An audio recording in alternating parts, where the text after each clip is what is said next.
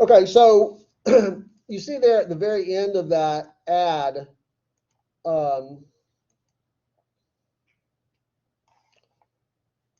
apologize. Where did it go? Darn it, what did I do with it?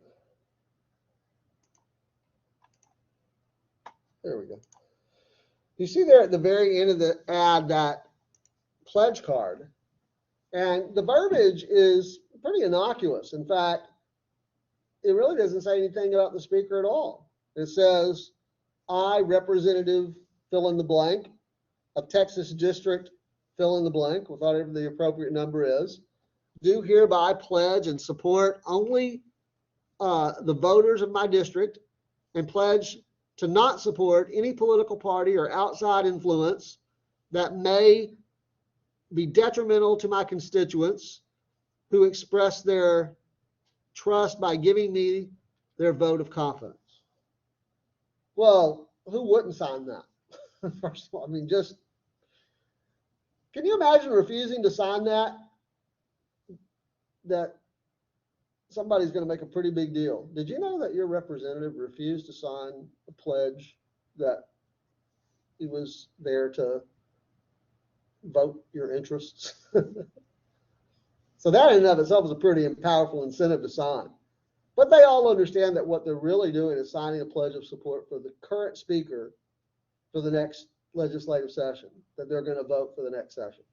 And so what are the inducements to cast that, to sign that pledge card and to ultimately to cast that vote for the speaker?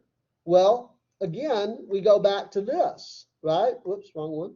We go back to this, that your fate as a member of the legislature, or I should say more particularly a member of the House, really depends on whether or not you're willing to support the speaker. Because these functions are not carried out by the party caucus, they're carried out by the speaker.